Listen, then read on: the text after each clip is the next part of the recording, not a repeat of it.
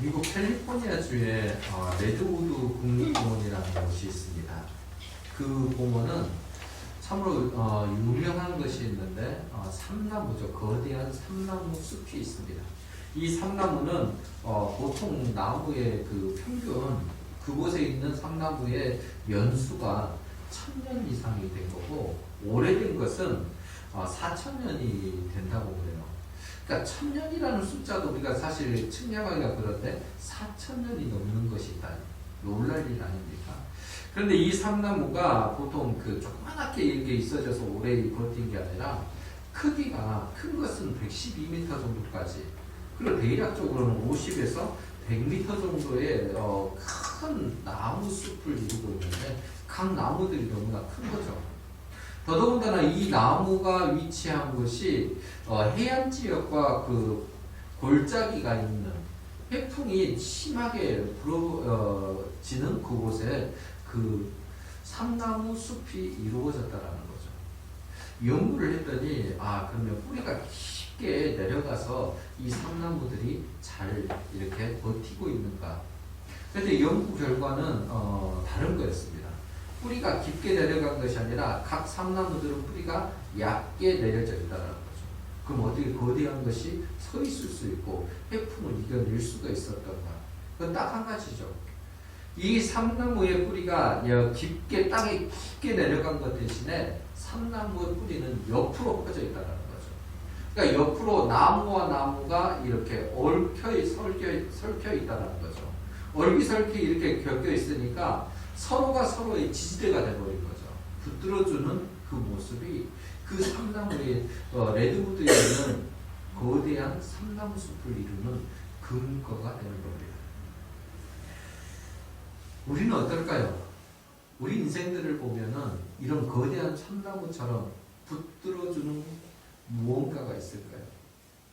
우리 인생을 보면은요, 거센 바람이 불면 서 있을 자신이 사실은 없습니다. 왜냐하면 우리 모두 다 연약하고 부족하고 어쩌면 세상에 작은 유혹과 시련이 와도 쓰러질 수밖에 없는 환경과 힘 그 정도밖에 없는 거죠. 여기저기 상하고 찢긴 상태로 우리는 아파하고 힘들어합니다. 예외가 없습니다. 나는 너무 건강해서 그런 거 없는데요 말할 수 있는 사람이 이 땅에 존재하지 않습니다. 우리 모두는 이처럼 연약하고 부족하고 그 상태에서 살기에는 너무나 힘든 존재들임을 우리보다도 더 잘 아시는 분이 하나님이십니다. 그래서 하나님은 우리를 그렇게 내버려 두지 않으시고 그것을 이겨낼 공간들, 그런 모임들, 공동체를 선물로 주셨다는 거죠. 하나님께서 우리에게 공동체라는 선물을 주셨는데 다양한 모습의 공동체가 우리에게는 존재합니다. 가정이라는 공동체, 직장이라는 공동체, 그리고 사회의 각 모임들을 통한 공동체, 특별히 교회라는 공동체. 우리에게는 이런 공동체들이 있습니다. 그러면 이 공동체들을 통해서 우리가 참된 쉼과 위로와 평안을 얻고 있다면 우리가 속해 있는 공동체는 참으로 건강한 공동체입니다. 그런데 이 공동체가 유지가 되는데 만들어져서 내가 그곳에서 활동을 하는데 오히려 시기와 분쟁과 다툼과 비교와 내 마음을 더 쓰라리게 하는 일들만 많아진다면 그 공동체가 건강하지 않다라는 것을 보여줍니다. 잠시 우리가 속해 있는 공동체를 생각해 보십시다. 여러분의 가정과 우리가 지금 속해 있는 이 교회와 내가 곳곳에 속해 있는 그 공동체들이 내게 세상이 줄 수 없는 평안과 쉼과 위로를 주고 있습니다. 아니면 생각하기에도 힘든 어떤 모든 아픔을 주는 그런 공간입니다. 우리에게 있는 이 공동체는 하나님께서 선물로 주셨는데 선물을 제대로 활용할 수 있어야 합니다. 선물이 선물로 되어지려면 그것의 가치를 알고 소중하게 그것을 이끌어갈 수 있는 우리의 태도도 필요합니다.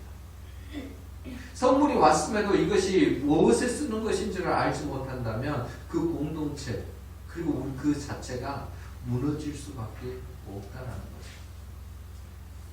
우리 공동체를 생각해 보면서 오늘 본문을 살펴보려고 합니다. 이스라엘의 2대 왕 다윗입니다. 다윗은 하나님께서 그를 분명히 인도하셨고 그를 왕의 자리에까지 이스라엘의 가장 위대한 왕으로까지 세워주셨습니다. 그런데 하나님의 인도하심은 다윗 한 명에게만 있었던 게 아니라 작게는 그들의 가정에서부터 그리고 그가 속한 공동체에서부터 크게는 국가 공동체까지 다윗을 통한 하나님의 인도하심은 분명하고도 풍부하게 보여졌던 것입니다. 공동체를 통해서 하나님은 다윗을 세우셨고 또한 다윗을 통해서 공동체를 세우셨습니다. 서로가 서로에게 영향을 끼쳤다라는 거죠. 다윗이 공동체로서의 힘을 얻을 수 있었던 가장 처음의 공동체는 아둘람이라는 공동체입니다. 아둘람이라는 공동체. 그런데 그 공동체가 세워지는 것은 처음의 모습은 매우 위태롭고 위기가 너무나 많았던 공동체입니다. 사울 왕이 질투심에 사로잡혀서 다윗을 죽이려고 했습니다. 다윗을 죽이려고 하니까 갑자기 닥치는 이 어려움 가운데 다윗이 어떻게 해야 될지를 모릅니다. 이곳으로 피해보고 저곳으로 피해봅니다. 그런데 유대 땅에는 그가 피할 곳이 없습니다. 왜냐하면 사울이 다윗을 만나는 사람마다 모두를 죽여버렸기 때문입니다. 사람들이 다윗 만나는 것을 두려워합니다. 심지어 제사장까지 죽였기 때문에. 그러니까 다윗은 유대 땅에서 사람을 만나거나 어디 피할 곳을 몸을 의지할 곳이 없어져 버린 거죠. 그래서 간 곳이 블레셋 땅입니다.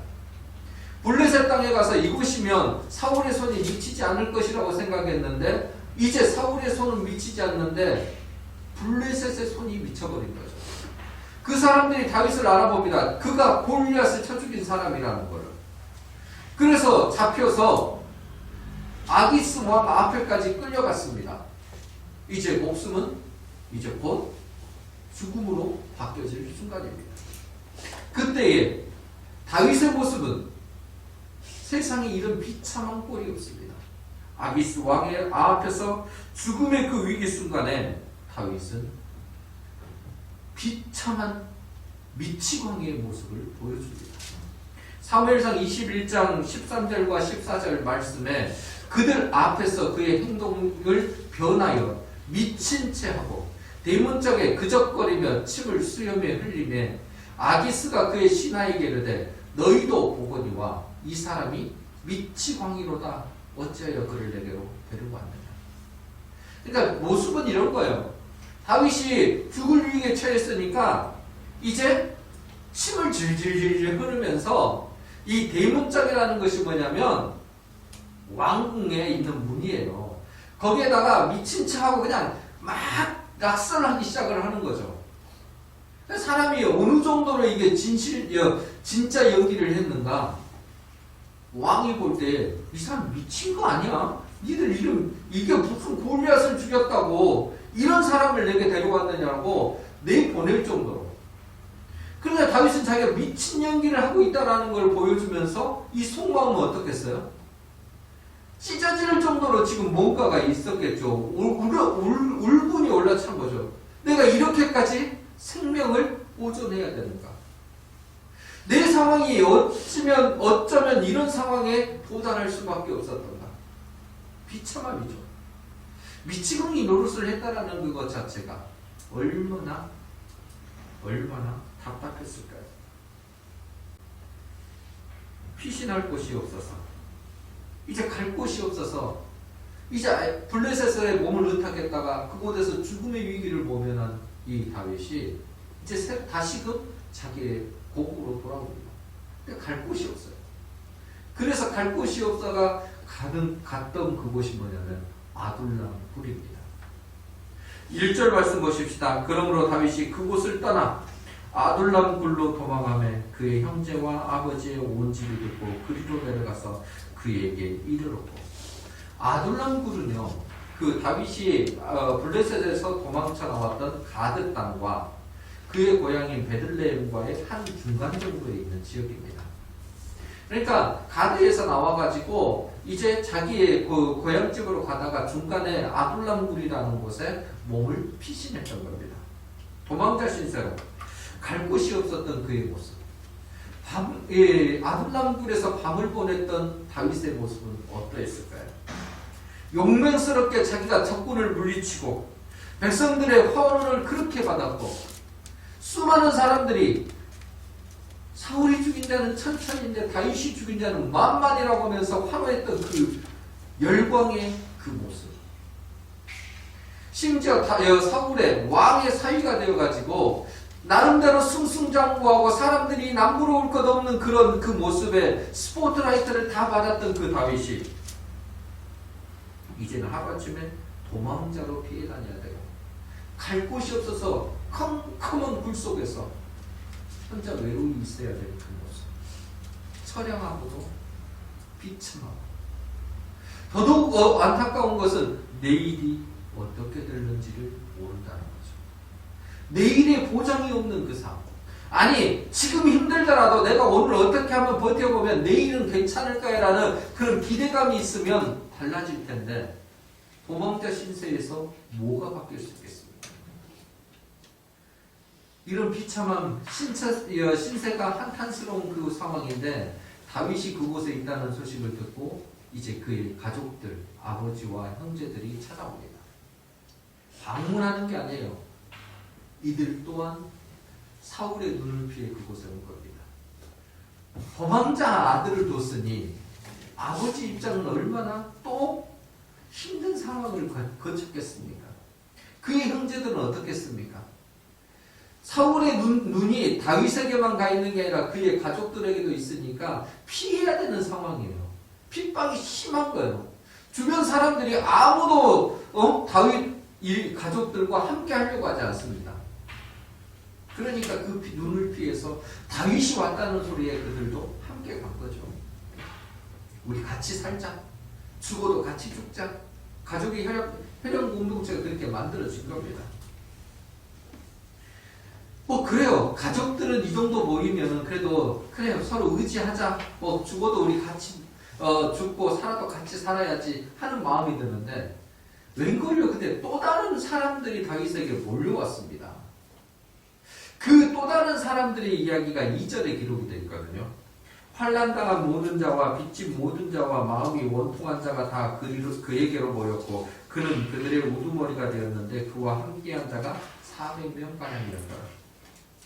환난당한 모든 자와 빚진 모든 자, 마음이 원통한 자 400명.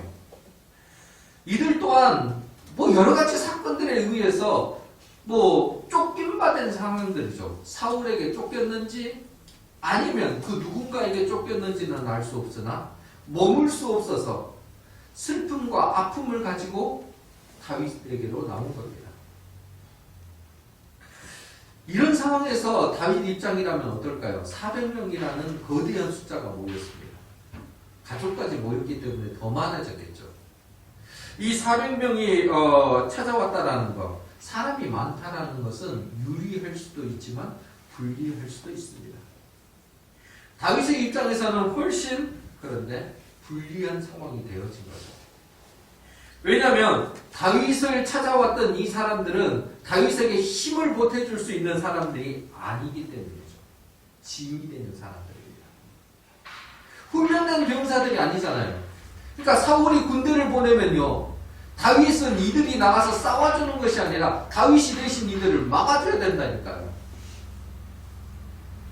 도망자 다윗 입장에서는 혼자 도망치는 것이 제일 그래도 그나마 사람들 눈을 피해 다닐 수 있는데 400명 이상이 함께 모여 있습니다. 밥을 먹어도요, 엄청난 양을 해야 되고 움직이기만 해도요, 많은 사람에 의해서 소리가 나기 시작을 하니까 사울의 눈을 피하는 게 보통 어려운 게 아닙니다. 먹을 것을 제공하려고 해도 이 많은 숫자를 어떻게 다 제공할 수 있겠습니까? 안전하지도 않고 더더욱 위험에 노출될 가능성이 많은 상황입니다. 여러분 이런 상황이면 어떻게 하시겠어요? 빨리 가. 나도 살기 힘들어. 좀 너희들 네가 알아서 각자 살 길을 찾아가라고 이야기하지 않을까요? 근데 다윗은 2절에 보시면 뭐라고 되어 있습니까? 그는 그들의 우두머리가 되었는데, 우두머리가 되었다고 합니다. 우두머리가 됐다라는 거, 받아줬다라는 거잖아요. 힘든데, 어려운데, 고통스러운데 그들을 받아줬습니다. 놀라운 거는요, 이렇게 받아준 사람들, 환난당하고 빚지고 마음이 원통한 이 사람들이요, 나중에 다윗이 왕에 등극하는 과정에서 또 왕이 돼서 수많은 전쟁을 치룰 때 용맹스러운 장군들이, 지혜자들이, 일꾼으로 세움을 받는 사람들이, 그들이 되었다라는 겁니다. 아멘. 앞에서 저는 우리 교회는 어떤 공동체인지, 우리가 속해 있는 공동체는 어떠한 곳인지 생각해 보자고 말씀드렸습니다. 우리 각자가 다를 수 있습니다. 그런데 저는 우리 교회 공동체, 우리 가정 공동체가 다윗과 그의 가족 400명이 함께했던 아둘람 공동체가 되기를 소망합니다. 아멘. 현재 모습을 보는 것이 아니라 아둘람에서 함께하고 함께 뒹굴고 함께 성장해 갔던 그 공동체, 그래서 하나님의 쓰임을 넉넉히 받았던 공동체의 모습이 우리 모두가 되기를 소망합니다. 아멘. 그러면 그 시작이 너무나 위험스럽고 위기의 상황 가운데서 시작되었지만 나중에 아름답고 쓰임받고 창대했던 그 아둘람 공동체는 무엇을 가지고 있었기에 이런 모습으로 성장해 갈 수 있었을까요? 첫째, 아둘람 공동체는 피난처였기 때문입니다. 아둘람 공동체는 피난처였습니다. 아둘람이라는 이름의 뜻은 은신처, 피난처라는 뜻을 이름 자체에서 가지고 있습니다. 2절 말씀을 다시 보겠습니다. 환난당한 모든 자와 빚진 모든 자와 마음이 원통한 자가 다 그에게로 모였고 그는 그들의 우두머리가 되었는데 그와 함께한 자가 400명가량이었다. 다윗에게 몰려온 사람이 400명가량의 상황이 이렇게 기록되어 있잖아요. 환난당한 모든 자, 빚진 모든 자, 마음이 원통한 사람들. 이걸 딱 정리하면 딱 한 단어가 아니겠어요? 도망자. 다윗도 도망자였는데 이들 또한 도망자였던 거예요. 도망자들이 모였습니다. 근데 도망자들이면서도 그냥 단순히 도망자가 죄를 짓고 도망치는 것보다는 이들의 마음 가운데는 뭐가 있어요? 상처들이 있는 거예요. 모두가 상처를 가지고 있습니다. 상처받은 사람들은 되게 상처로 만들어진 각자의 독특한 특성이 있습니다. 그러니까 상처가 똑같은 환난을 당해도 상처의 모양이 다 달라요. 다 다른 상처를 가지고 있기 때문에 그 상처와 상처가 부딪히면 아픔만 있습니다. 그래서 상처받은 사람들과 함께하는 것은 매우 힘이 듭니다. 다 다르기 때문이에요. 다른 것이 어려운 게 아니라 너무 케이스가 각자의 상황이 다르기 때문에 어떻게 그것을 대우해야 되는지를 모르죠. 일반적으로 이렇게 말을 하면 다 받아주는데 상처 있는 자는 그것이 진짜 상처로 다가오는 거예요. 어떤 말을 했는데 아무렇지 않게 모두가 느끼는데 그 상처받은 그 한 사람만 나는 상처받았다라고 이야기를 하니까. 또 그는 자기의 상처에 의해서 자기는 이렇게 표현을 하는데 그 상처를 다른 사람들이 상처를 받는지조차도 모르고 자기는 그것을 행동을 해버린다는 거죠. 그래서 함께 더더욱 상처가 커져버리는 거죠. 상처를 받은 사람의 또 다른 모습은 각자의 그 개성이 있다는 것뿐만 아니라 상처가 항상 있기 때문에 여유가 없어요. 어떤 일이 되면은 그것에만 집착해버리기 때문에 옆을 볼 수 있는, 함께 할 수 있는 여유가 생기지 않는다는 거죠. 손해받던 아픔들, 그리고 아픈 경험들, 배신당했던 일들, 그리고 내가 원통하기 때문에 함께 사는 것이 이들의 그것을 들어주는 것도 힘이 들지만은 그것들 때문에 일어나는 파생되는 일들이 더욱 힘들어진다는 겁니다. 그래서 아둘람굴에 모인 400명의 사람들을 치유하는 것, 함께 치유는 둘째치고 함께 사는 것도 버겁고 힘든 일들이었을 거라는 거죠. 그럼 보통 어떻습니까? 이러면 난 떠날래 그래버리잖아요. 니들하고 있어서 난 너무 힘들어. 난 떠날 거야. 난 다 가버릴 거야. 이런 마음만 갖는 것이 일반적인 이야기들이에요. 그런데 놀랍게도 아둘람에 있었던 이 사람들을 떠나지는 않습니다.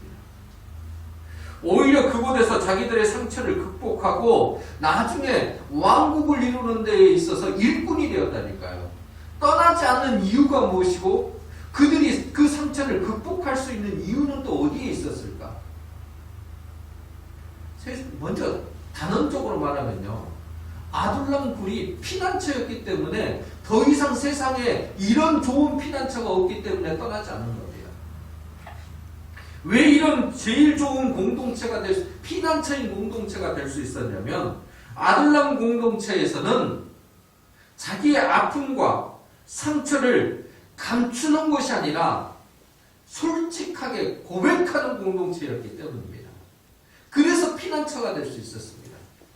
뭔가를 감추고 속이고 이것들을 꽁꽁 숨겨놓으면 고침을 받을 수가 없는 거죠. 이거를 드러내야 아픔을 토로해야 그것이 무엇인지를 알 수 있는 겁니다. 근데 이것을 누가 먼저 했냐면 지도자인 다윗이 먼저 모범을 보였습니다. 시편에는 아둘람군과 관련된 시편이 여러 개 있는데 그 중에 142편에 이렇게 기록이 되고 있습니다.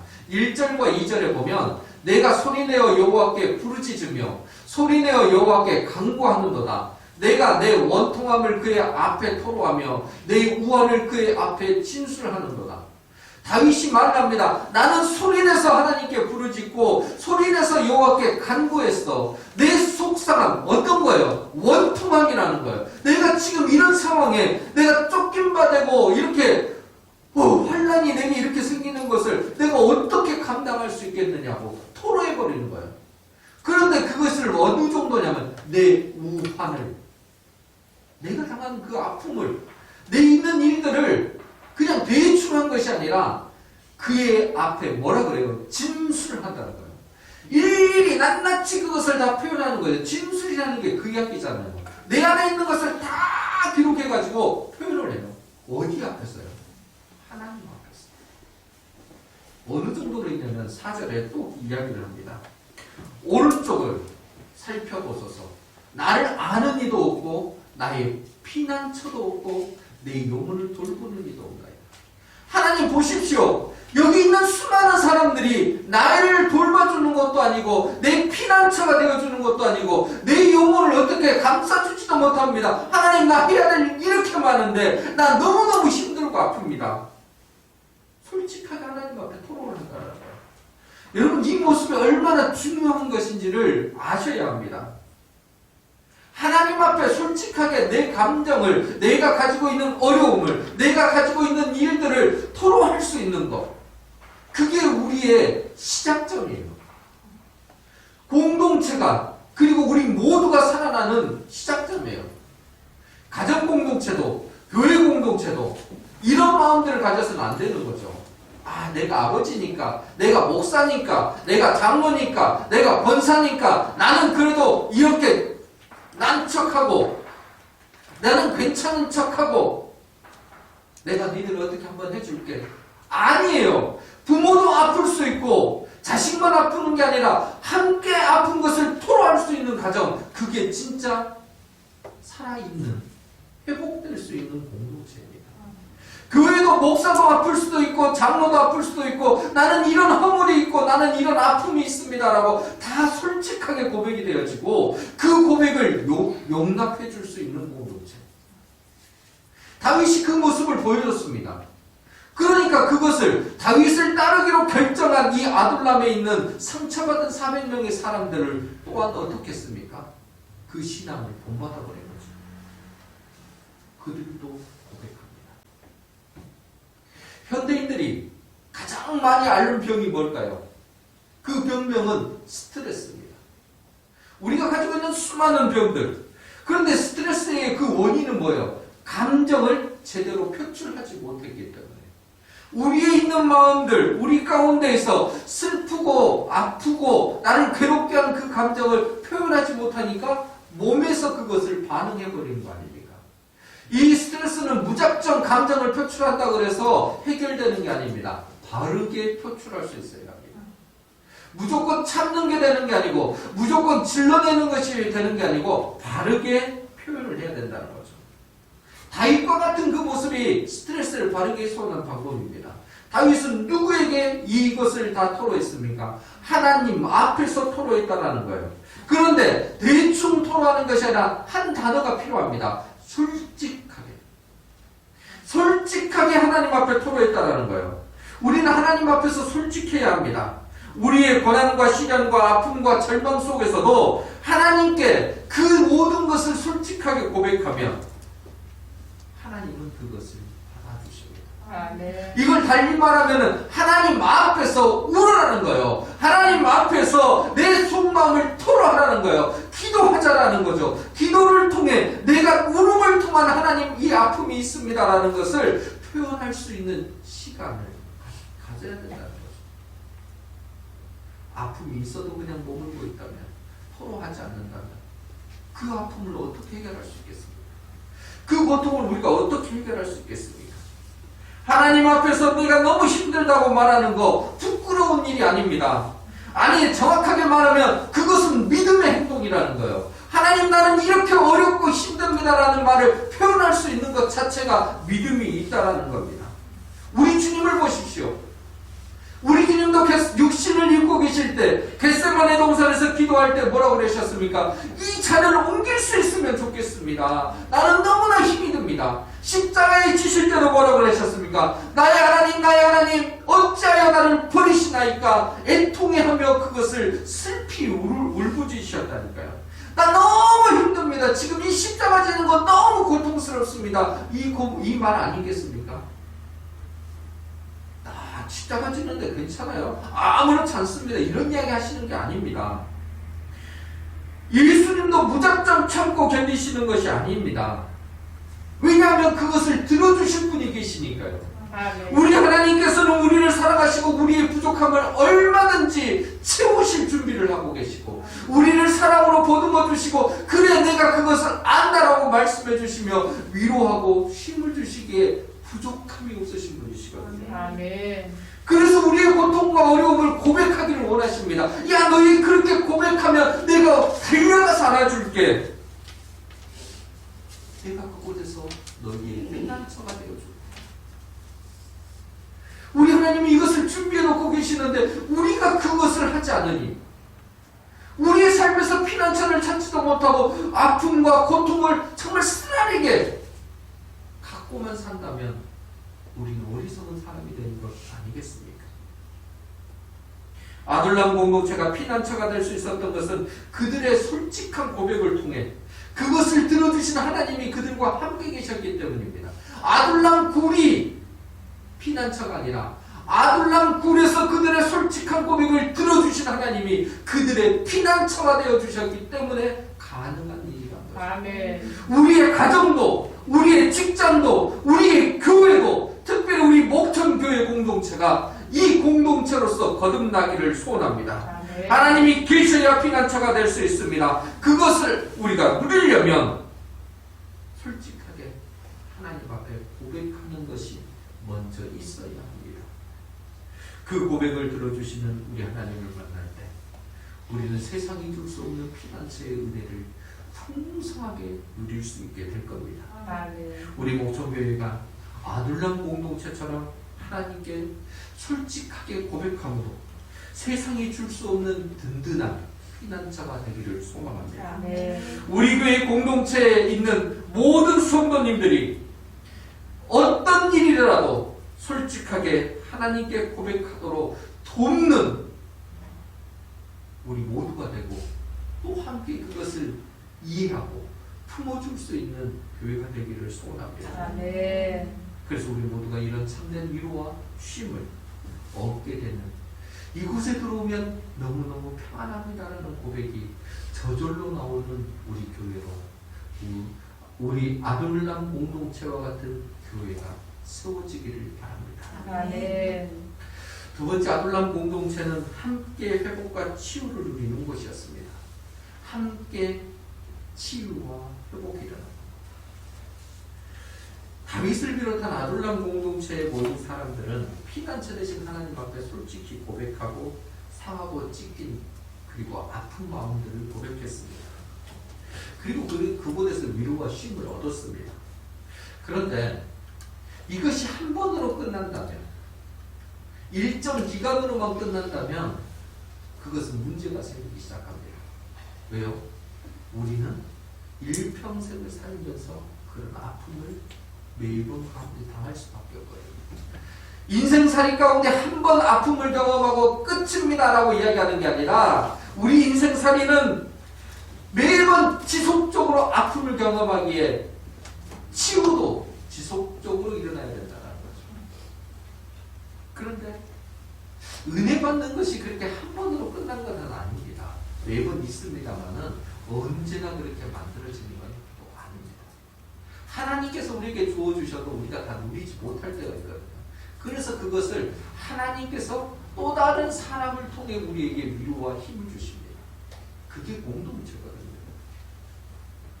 아둘람에 모여든 사람들은 환난당한 자들입니다. 그러니까 빚진 자고 원통한 자들이죠. 그러니까 보면 지금 우리가 당하는 것과 똑같아요. 환난을 당했다라는 것은 환경 속에서의 어떤 위기가 닥친 사람들이잖아요. 빚진 자들은 뭡니까? 재정적 위기가 닥친 사람들입니다. 마음이 원통한 사람은 뭐예요? 마음이 상처를 입어가지고 여기저기 사람과 관계가 다 깨져버린 사람들이에요. 인간관계가 뭔가 어그러져 있는 사람들. 우리가 지금 오늘 살고 있는 것, 경험한 것과 그들이 경험한 것은 다 똑같다라는 거예요.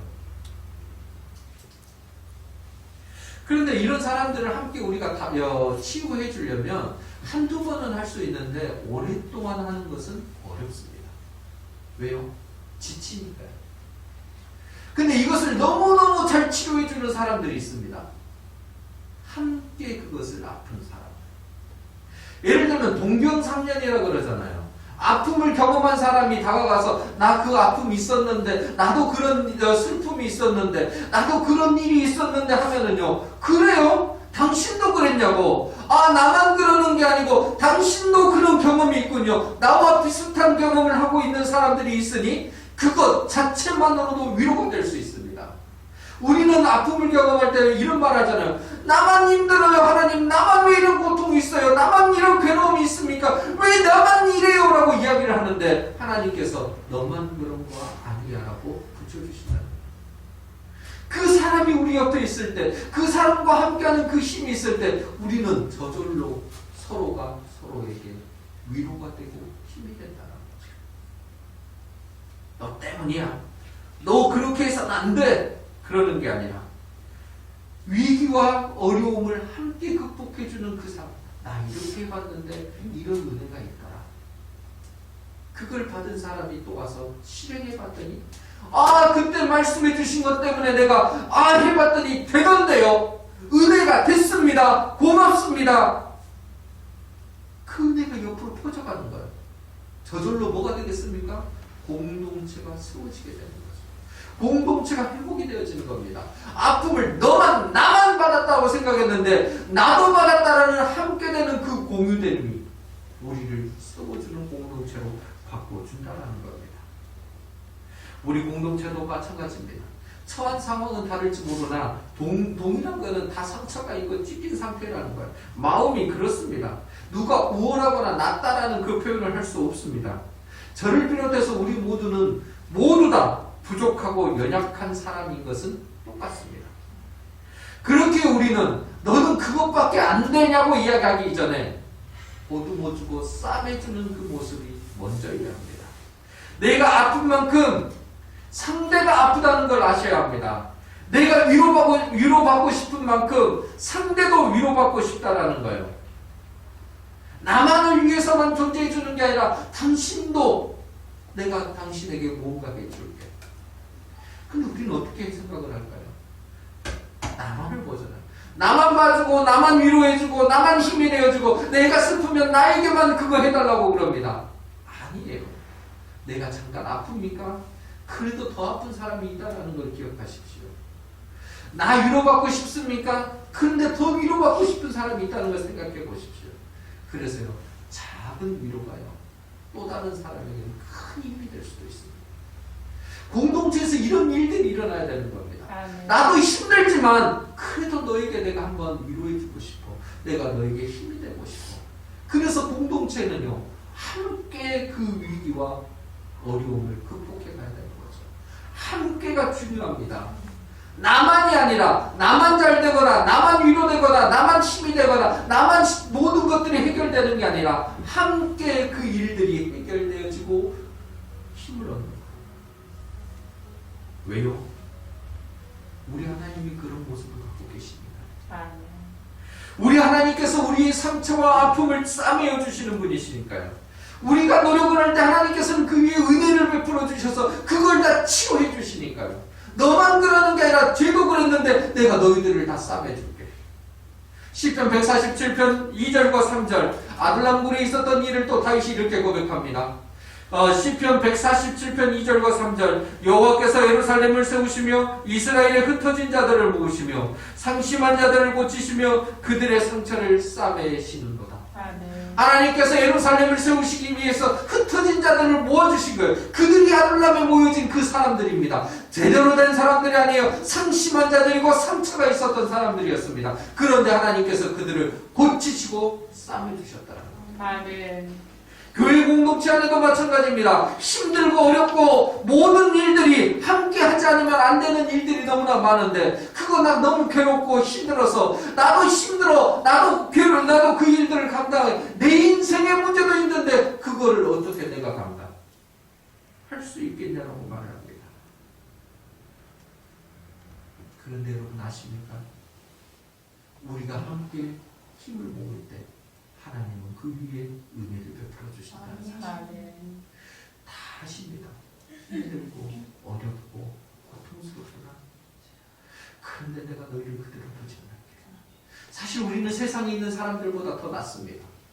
어떤 부분이 낫냐면 밖에서 있는 사람들은 내가 아픈지 어느 곳이 쓰라린지 무엇이 문제인지도 알지 못하고 그냥 살아갑니다. 그런데 우리는 최소한 이것은 알잖아요. 나는 아프고 나는 쓰라리고 고통받습니다. 그러니 위로받고 싶고 하나님 싸매주시고 치료해 주십시오. 이것은 가지고 있잖아요. 그래서 그것을 가지고 교회에 왔는데 이것을 하나님께서 내버려 두실 리가 없다라는 거예요. 그래서 은혜가 우리에게 임할 기회를 갖게 되는 겁니다. 이것부터 우리가 다른 것 아닙니까? 사실 이 일을 위해서 하나님은 위대한 일을 하신 겁니다. 우리 주 예수 그리스도를 보내주신 거죠. 아멘. 예수님께서 우리를 십자가에서 죽으시면서 그 땀과 피를 다 흘리시면서 우리의 아픔과 우리의 쓰라림과 우리의 상처와 고통을 다 대신 짊어지신 겁니다. 아멘. 십자가에서 그것을 다 대신 짊어지시고 그 골고다 십자가 언덕길을 걸어가시면서 괜찮아, 내가 너희의 그것들을 다 내가 짊어져 줄게 말씀하신 겁니다. 그리고 그 피와 땀을 통해서 우리에게 회복과 치유를 누리게 도와주셨습니다. 어느 한 사람만의 회복과 치유를 위해서가 아니라 모든 사람들, 여기 있는 우리 모두를 위해서 예수님께서는 십자가의 그 고난과 고통을 이겨내신 겁니다. 이게 우리 가운데 있기 때문에 우리는 그 은혜로 넉넉히 이겨내셔야 합니다. 회복을 하셔야 되는 거고 힘을 내셔야 합니다. 그런데 이것을 말로만 전해주면은 사실 너무 어렵잖아요. 그냥 말이라는 게 그래요. 듣기에는 그래 위로가 되는다는데. 그래서 하나님이 우리에게 다윗을 통해서 보여주신 하나의 도구가 있습니다. 그게 뭔지 아십니까? 찬양이에요. 다윗이 아둘람굴에 있는 사람들에게 치유와 회복을 함께 합시다라는 것을 어떻게 보여줬냐면 시편 34편에 이렇게 1, 2절에 이야기를 합니다. 내가 여호와를 항상 송축하며 내 입술을 항상 주를 찬양하리이다. 내 영혼이 여호와를 자랑하리니 권고한 자들이 이를 듣고 기뻐하리로다. 아멘. 다윗이 말을 해요. 내가 항상 송축하고 내 입술에 항상 주를 찬양합니다. 이렇게 고백을 합니다. 다윗이 말을 하는데 항상이라는 말을 써요. 내가 기쁠 때나 슬플 때나 힘이 날 때나 힘이 빠질 때나 내가 길이 열렸을 때나 길이 막혔을 때나 상관없이 나는 여호와 하나님을 송축한다라고 말합니다. 그것을 아둘람굴에 있는 사람들에게 자기만 이렇게 찬양하는 것이 아니라 나 이렇게 찬양하는 거 봤지? 그 다음에 뭐라고 하는지 보십시오. 34편 3절입니다. 나와 함께 여호와를 광대하시다 하며 함께 그 이름을 높이세. 다윗이 아둘람굴에 있는 사람들에게 말을 합니다. 나와 함께 여호와를 광대하시다 하며 나와 함께 그 이름을 높이자고 이야기하는 거예요. 함께 하자고 가르쳐 줍니다. 찬양하는 거야. 찬양으로 힘을 내다. 우리가 지금 가장 고달프고 힘이 들지만 지금 우리가 있는 굴이 이렇게 컴컴한 인생 같지만 그럼에도 우리의 피난처가 되시고 우리를 회복시키시고 치유하게 해주실 하나님을 믿음으로 믿고 찬양하자. 그 찬양을 통해서 그의 위대하신 이름을 높일 때 하나님은 우리 가운데 우리 아둘람 공동체 위에 복을 주실 것이다.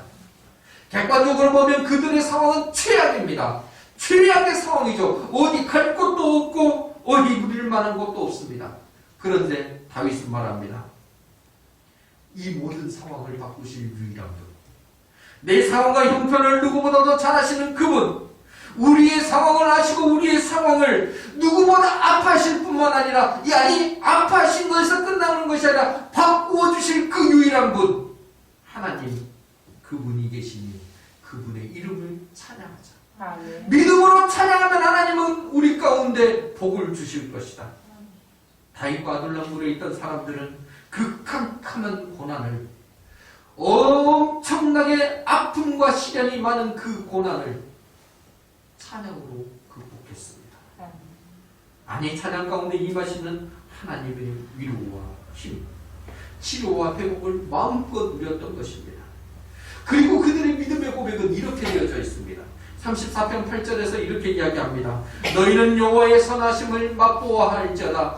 그에게 피하는 자는 복이 있도다. 아멘. 아둘람굴이 피난처가 되고 피난처 안에서 하나님의 선하심을 맛보았기 때문에 그곳에 있는 모든 자는 복이 있도다라고 그들은 믿음으로 고백하고 있는 것입니다. 아멘. 아둘람 공동체만 이런 복을 누릴까요? 아닙니다. 우리 목천교회도, 우리 목천교회 공동체와 우리의 가정 공동체도 이 복을 얼마든지 누릴 수 있습니다. 아니, 반드시 우리는 누려야 합니다. 아멘. 이 복을 하나님이 말씀하셨는데 이것을 우리는 남의 사람이, 다른 사람이 누리는 것을 지켜보는 자로 살아서는 안 되는 겁니다. 우리가 누리고 우리가 그것을 하나님 앞에 다시금 찬양과 감사로 올려드릴 수 있어야 합니다. 아멘. 그러기 위해서 우리 서로 믿음의 선한 영향력을 끼쳐가십시다. 함께 일어서가 보십시다. 함께 찬양함으로 위로와 힘을 전달하는 사람이 되십시다. 그럴 때 우리는 모두 다 아둘람굴에 있는 400명의 용사들이 만들어진 것처럼 우리 개개인들도 하나님이 쓰시는 용사들로 다 바뀌어져 있을 것입니다. 다윗과 함께 믿음으로 성장해간 그들이 있었듯이 우리 모든 성도님들도 함께 믿음으로 성장해가는 우리 목천교회 성도들이 다 되시기를 소원합니다. 아멘. 주님의 십자가를 묵상하는 사순절 5번째 주일입니다. 주님의 십자가를 통해 우리의 아픔과 슬픔, 고난과 상처를 치유받고 회복되기를 소원합니다. 아멘. 이를 위해 우리 마음속에 있는 것들을 솔직하게 고백하는 우리가 되기를 소원합니다. 나 혼자만의 회복이 아닌 우리 모두의 회복과 치유를 위해 함께 찬양하며 서로를 위로하고 감사드리는 삶을 살아가십시다. 우리 목천교회는 지금 부족하고 연약해 보이고 참 무엇을 할 수 있을까? 이 정도의 공동체입니다. 그렇지만 아둘람 공동체가 처음 시작할 때 그 모습을 나중의 모습으로 바꿔 소망의 그리고 든든한 일꾼의 공동체로 바뀌어져 있듯이 믿음으로 우리가 함께 걸어가면 우리 또한 아둘람 공동체처럼 성장해가는 공동체, 그리고 하나님께 마음껏 쓰임받는 공동체, 우리 모두가 치유와 회복을 마음껏 누리는 공동체로 단단히 일어설 수 있을 것입니다. 아멘. 다시는 우리의 믿음의 끈을 묶고 일어서는 우리 모두가 되기를 주님의 이름으로 간절히 부탁드립니다. 아멘.